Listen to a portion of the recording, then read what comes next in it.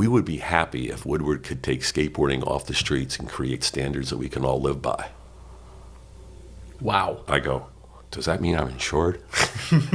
The concept of trying to simply understand how the hell skateboarding is even recognized by the Olympics is not very straightforward, and researching this topic raises more questions than answers. Skateboarding in the Olympics was a topic of conversation back as early as 2003, but officially became a reality in 2021, and now, skateboarding is about to have its second contest finals event in the Olympics in Paris, France in late July. Unlike its Tokyo debut, where SLS and X Games performances counted towards your confusingly calculated ranking to qualify for the Olympics, the 2024 Games are strictly consolidated to World Skate-sponsored events. World Skate, according to its website, is the governing body for all quote-unquote skating wheel sports, like inline hockey, roller derby, and even scootering, in addition to skateboarding. Reading through the rest of the About section, World Skate was formally established with a president and rules by two Swiss roller hockey enthusiasts 100 years ago. A lot of politics later, rink hockey was the first ever skating wheel sport in the Olympics, back in 1992, and now we live in a time where the Olympics holds women's and men's park and street skateboarding contests that are funneled through World Skate. Why does all of this matter? The poor quality of the live presentation at the recent qualifier events contrasts greatly with the formal portrayal of both World Skate as a governing body and the Olympics as the world's biggest sporting event host. The live stream of the men's street semifinals in Shanghai began halfway through Matias Del Olio's run in the first heat, and you have to do some serious scrolling before anything positive is said in the comments. The highest upvoted comment on that video raises a good question. Who needs who more? Does skateboarding need the Olympics, or does the Olympics need skateboarding? About a year ago, I made a video about Japan's increasing share of the money that contests give away for both men and women, but one thing that was also evident was how overwhelmingly unlikely it is for anybody to be in a position like Naija, Yuto, Kelvin, Haisa, or Jagger Eaton. The average earnings skaters were taking home was less than $10,000 per year in raw purse winnings, which admittedly will most definitely be higher when you factor in sponsorship matching agreements and subsequent endorsements. However, a key detail to take away from that case study was that out of the roughly 13,000 unique skaters in the Border.com's database, only 544 of them won any money in a contest, which is barely more than 4%.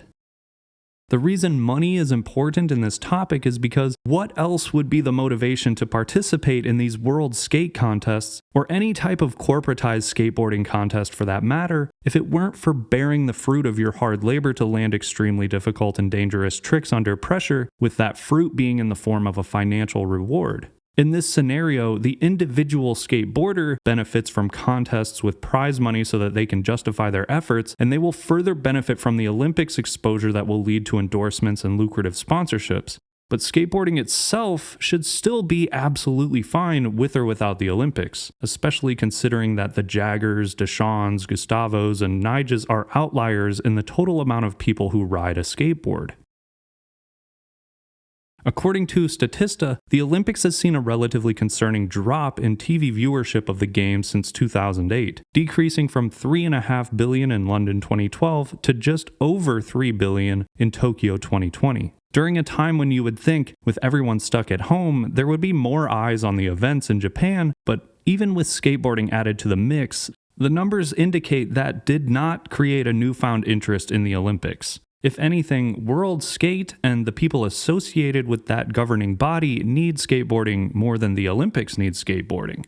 World Skate's homepage is now occupied heavily with skateboard rankings, news, and it's the first link next to disciplines, suggesting site traffic flows most heavily to skateboarding-related information. Skateboarding currently dominates World Skate's website, the latter of whom is the exclusive host of Olympic qualifying contests. But World Skate wasn't the original plan as far as who would be the official governing body to facilitate skateboarding into the Olympics. USA Skateboarding is another governing body separate from World Skate.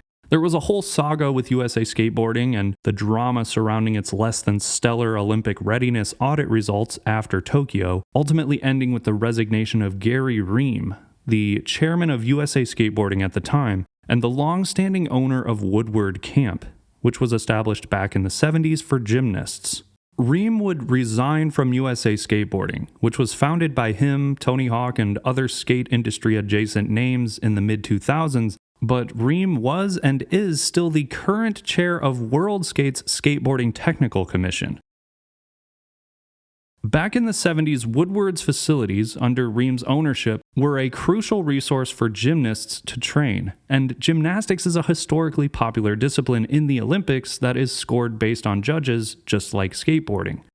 There is a lot of further digging that can be discussed about the history of Woodward and how it has changed over the years, but in skateboarding, Woodward is one of the most sought-after summer camps of choice for prepubescent to young teenage skaters, where vastly sized facilities with resi surfaces and foam pits are available for campgoers to advance their skill levels and rub elbows with industry pros for a modest $1,500+ per week. Gary Ream's relationship with skateboarding is one that basically fell into his lap back in the 80s. And Woodward's business model, among other things, is rooted in insurance as well as finding big sponsors that didn't necessarily originate from skateboarding to keep its facilities running on top of charging a lot of money to attend a summer camp.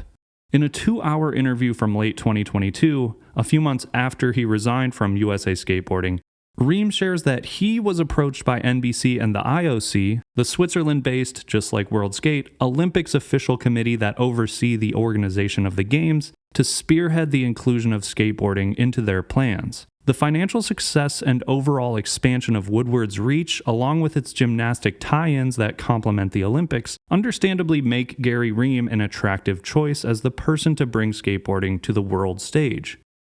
What isn't as understandable is if USA Skateboarding failed its audit so badly, why did Gary Ream leave USA Skateboarding but not World Skate after the audit? And what is going on with USA Skateboarding today?